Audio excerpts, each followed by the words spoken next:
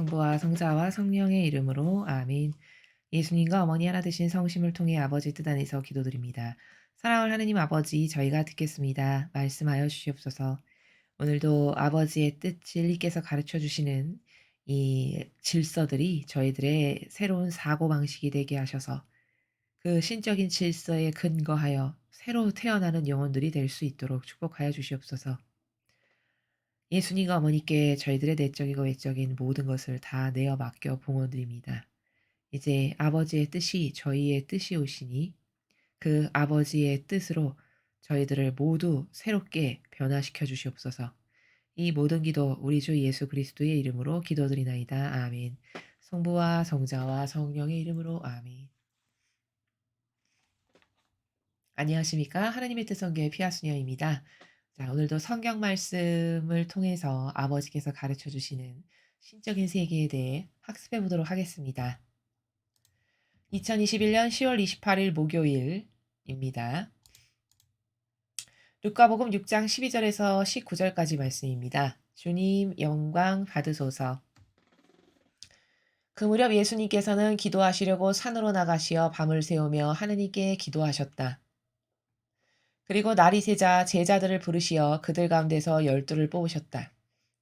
그들을 사도라고도 부르셨는데 그들은 베드로라고 이름을 지어주신 시몬, 그의 동생 안드레아, 그리고 야고보, 요한, 필립보, 바르톨로메오, 마테오, 토마스, 알페의 아들 야고보, 열혈장원이라고 불리는 시몬, 야고보의 아들 유다, 또 배신자가 된 유다 이스카리옷이다.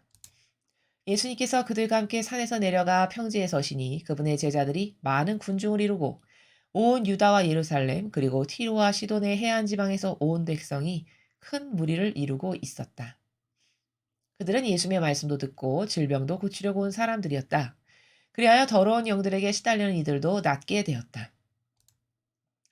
군중은 모두 예수님께 손을 대려고 애를 썼다. 그분에게서 힘이 나와 모든 사람을 고쳐주었기 때문이다. 주님의 말씀입니다. 그리스도님 찬미합니다.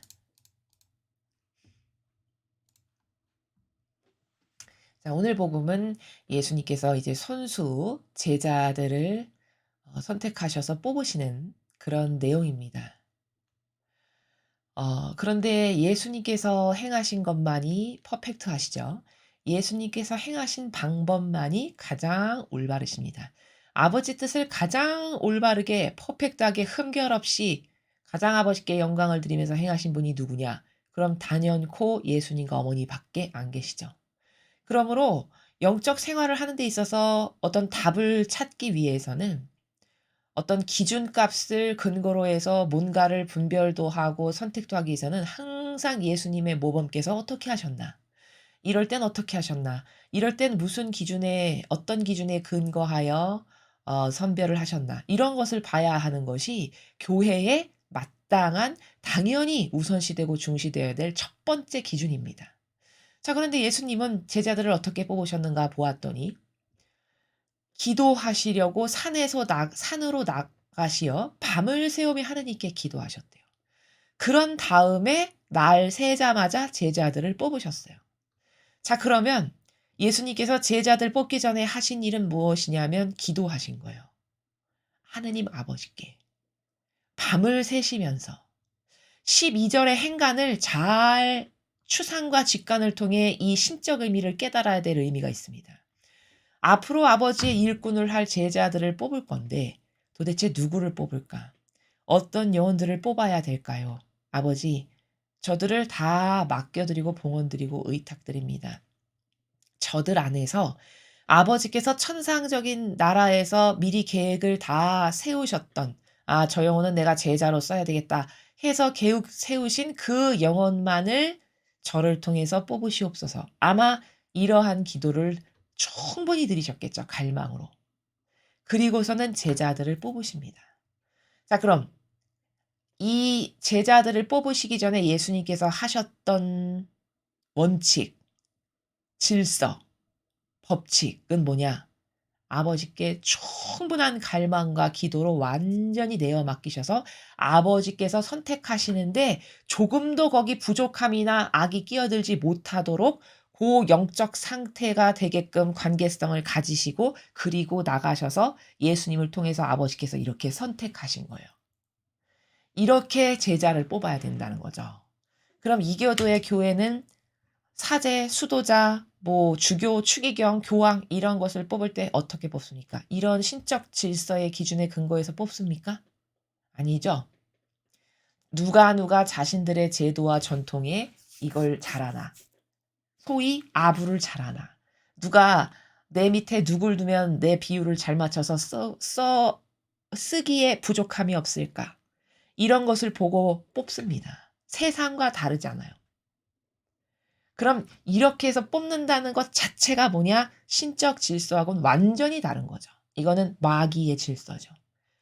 거기서 어떻게 신적인 질서가 구현될 수 있겠습니까? 그런 영혼들만 가져다 놓는 그 조직에서 어떻게 하느님 아버지의 뜻이 역사하시고 개입하시고 아버지께서 친히 몸소 앞서 나가셔서 모든 거를 어떻게 하실 수 있겠어요? 그렇게 인간의 강력한 의지로 다 막고 자기가 원하는 기호와 정서와 자기 제도 전통에 맹종하고 맹신하는 영혼들로 철옹성의 벽을 쌓아놨는데 어떻게 거기서 아버지의 뜻이 이루어질 수 있겠습니까?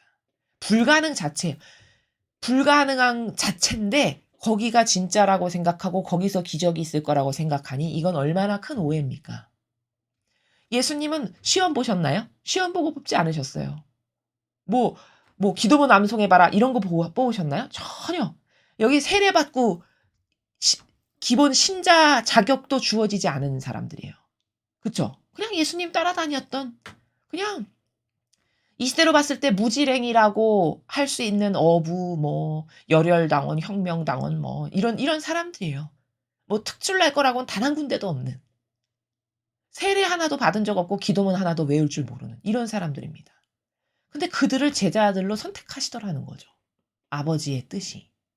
그럼 도대체 여기서 발견할 수 있는 원리가 뭘까? 아, 속성과 근성을 보고 뽑으시는 거구나. 누가 정의가 강하고 센가? 누가 올바른 정의로 교육을 시켰을 때 그 정의로 하느님 아버지의 뜻을 목숨을 걸고도 수호하고 지켜낼 수 있는 강력한 근성이 누구에게서 나올까? 이런 것을 보고 뽑으셨다는 겁니다.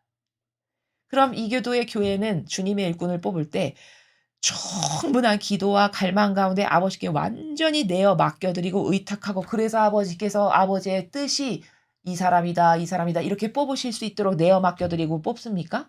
저는 그런 것을 단 한 번도 본 적이 없습니다. 여러분 보신 적 있으십니까? 다 자기들이 만든 기준.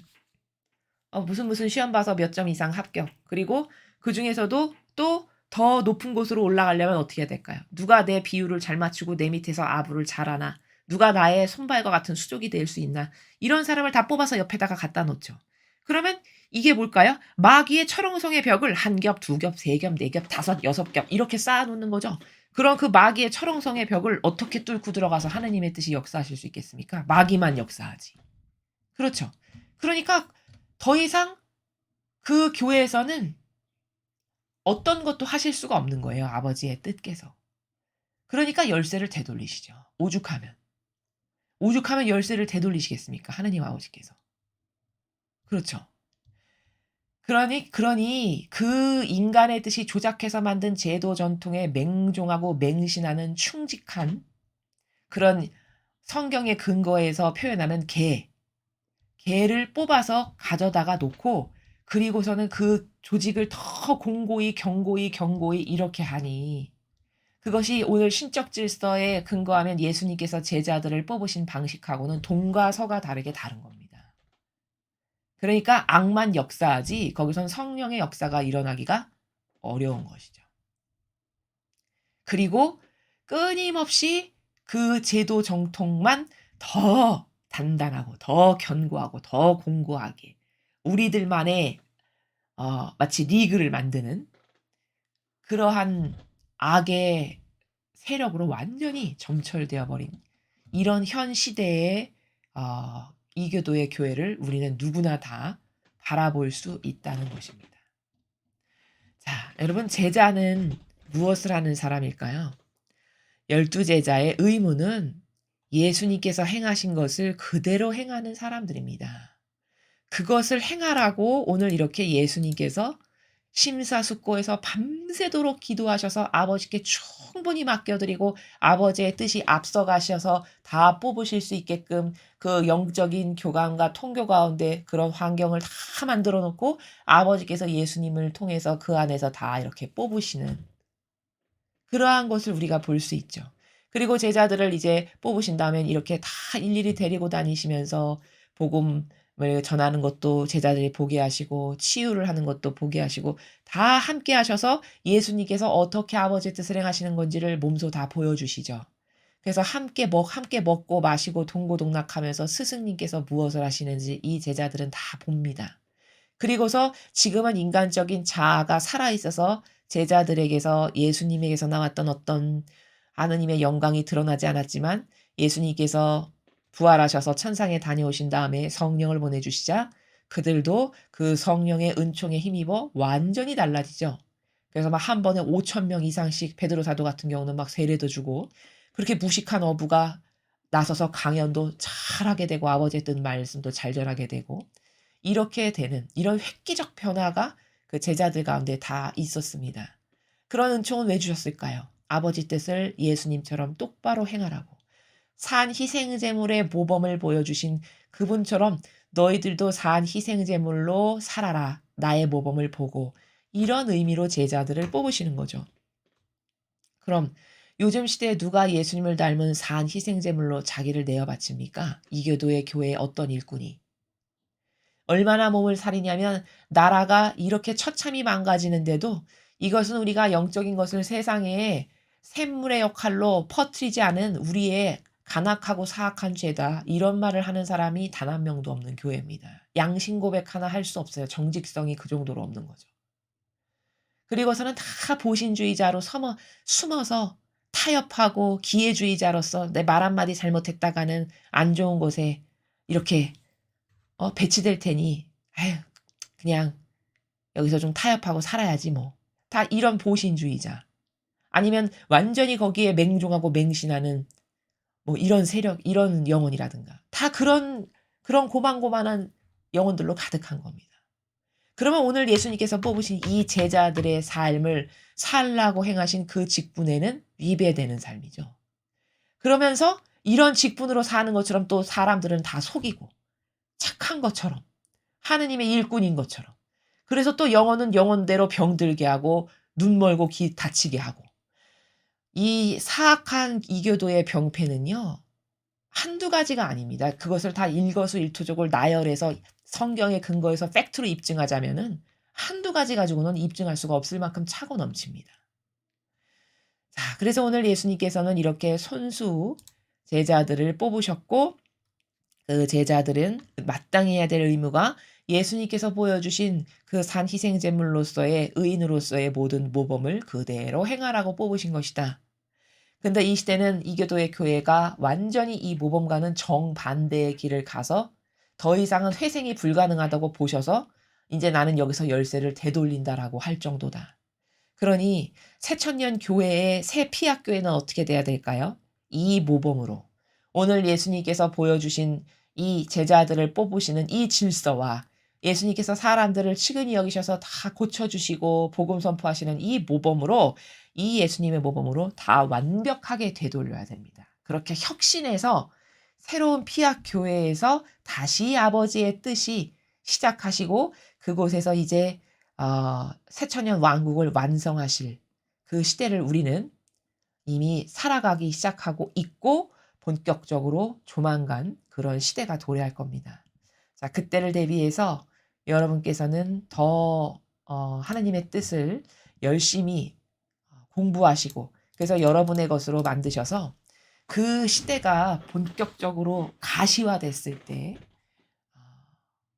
이러한 신적인 질서, 매일 가르쳐 주시는 이런 질서가 아예 우리들의 내재화된 새로운 기준이 돼서 그 아버지의 뜻에 올바르게 아름답게 반영하고 화답드리는 그런 영혼들이 되어야 하겠습니다. 공지사항을 말씀드리겠습니다. 저희 사명이 다양한 각계각층의 많은 분야에서 도전을 해서 성공적인 삶, 특히 어떤 분야에 내가 리더가 돼 보고 싶다. 내가 이 분야에서 성공을 한번 해 보고 싶다. 내가 어떤 이런 분야에서 성공해서 많은 사람들에게 선익을 창출하는 그런 훌륭한 리더 지도자가 되고 싶다. 뭐 이런 분들 혹은 내가 영적 도전을 좀 해 봐야 되겠다. 고결한 삶이란 게 뭔지. 그러한 이런 다양한 여러분들의 니즈 그걸 가지고 저희들에게 문을 두드리시면 저희들이 그것을 어떻게 성공적인 프로세스를 가지고 성공적인 삶이 되게 할까에 대한 도움이나 상담을 통해서 도와드리고자 합니다. 많은 분들의 지원이 있으셨으면 좋겠습니다. 이상으로 2021년 10월 28일 목요일 복음회설을 마치겠습니다. 감사합니다.